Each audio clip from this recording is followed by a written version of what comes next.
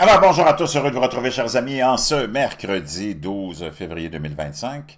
8h27, heure du Québec. Merci à ceux qui sont abonnés, ceux qui ne le sont pas là maintenant. Merci à ceux qui m'envoient des liens et des messages toujours pertinents, intelligents et très appréciés. Merci à ceux qui m'ont commenté la vidéo. Dites-moi de vous regarder, écrasez le petit pouce en l'air et partagez la vidéo. Vous savez, on n'arrête pas de parler de la grippe aviaire depuis quelques années. Et là, ça semble être vraiment devenu problématique selon ce qu'on nous raconte via les médias, via les agences de santé.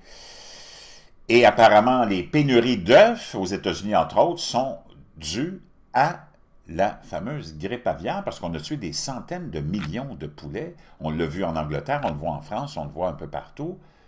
Est-ce que c'était nécessaire de tuer ces centaines de millions de poulets aux États-Unis et ailleurs? Je ne sais pas, mais en tout cas, on est dans un monde complètement cinglé où on veut absolument nous terroriser toujours et toujours avec des pandémies comme des épées de Damoclès, comme il y en a toujours une maintenant qui te pend au bout du nez, comme on a vu que ça avait vraiment fonctionné en Occident pour contrôler la population. On y va, puis on y va, puis on y va. Sans dénier le fait qu'il y a des virus puis qui sont très nocifs, il faut quand même comprendre qu'il y a un agenda derrière ça, sûrement qui se cache selon certains.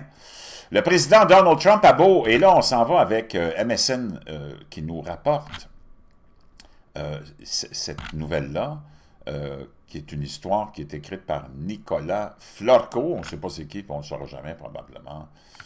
Le président Donald Trump a beau avoir fait campagne sur la baisse des prix des produits alimentaires, hein, en disant que l'inflation était à des niveaux records et avec raison. Même si le prix des œufs est devenu une crise nationale mineure, il est resté silencieux sur la cause principale de la pénurie d'œufs aux États-Unis, hein, selon ces grands savants ici, là, de médias corporatifs. La grippe aviaire, et c'est ça qui serait à la source et responsable de la pénurie d'œufs, la grippe aviaire. Ben, c'est la grippe aviaire ou c'est la réaction des autorités dans l'obligation pour les éleveurs d'abattre toutes leurs cheptels et leurs oiseaux s'ils ont découvert un ou deux ou trois cas parmi certains de ces individus de ces cheptels-là. Je ne comprends plus, moi, ce qui se passe. Trump n'a pas présenté de plan pour contenir le virus. Il n'a pas non plus parlé publiquement de la grippe aviaire depuis que le CDC a annoncé en avril dernier que le virus avait infecté un employé d'une laiterie. La semaine dernière, le CDC, qui a cessé la plupart des communications avec le public depuis l'arrivée de Trump au pouvoir, a publié des données en ligne suggérant que les humains pourraient être en mesure de transmettre le virus aux chats. Vraiment étrange. La grippe aviaire s'est maintenant propagée dans les troupeaux de vaches dans tout le pays, a conduit à l'euthanasie de dizaines de millions de volailles domestiques, a rendu malade des dizaines de personnes aux États-Unis et a tué une personne. Le virus ne se transmet pas d'humain à humain, ce qui a empêché l'épidémie d'exploser et de se transformer en une nouvelle pandémie. Mais ce silence soulève une question. Dans quelle mesure l'administration Trump est-elle préparée si une épidémie de grippe aviaire de grande ampleur se déclare? L'administration aurait l'intention de nommer Gerald Parker à la tête du bureau de la politique de préparation et de réponse aux pandémies de la Maison-Blanche, qui a été créée en 2022 par le Congrès et est chargé d'organiser les réponses des différentes agences qui s'occupent de maladies infectieuses. J'ai contacté Parker et la Maison-Blanche et aucun des deux n'a répondu, nous dit ce personnage inconnu, dont je t'ai nommé le nom tout à l'heure.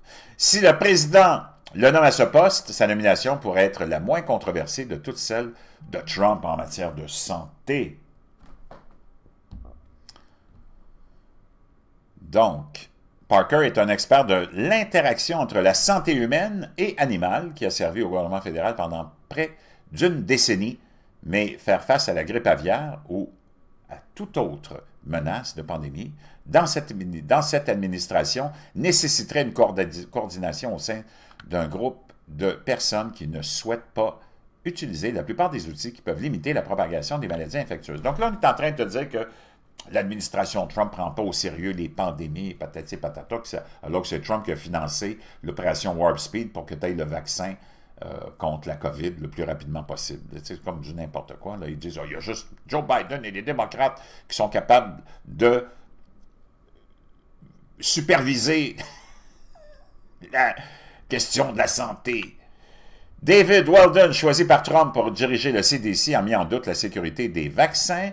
Et Jay Bhattacharya, le candidat de l'administration à la tête de la National Institute of Health, s'est farouchement opposé aux fermetures liées à la COVID. Ben, c'est parce que tout a été exposé comme étant des exagérations qui ont commis et qui ont résulté à plus de dommages que de bienfaits. Bobby Kennedy, un théoricien du complot anti-vaccin, ce qui est complètement faux. Bobby Kennedy a toujours dit, je ne suis pas un anti-vaccin, j'ai même tous les vaccins, je les ai pris. Mais il dit, je veux juste que les entreprises qui fabriquent ces vaccins soient tenues responsables et puissent faire face à des poursuites si leurs produits ont causé des dommages. Tous les produits, toutes les entreprises sont sujettes à des poursuites. Pourquoi les compagnies pharmaceutiques qui fabriquent ces vaccins-là seraient à l'abri des poursuites?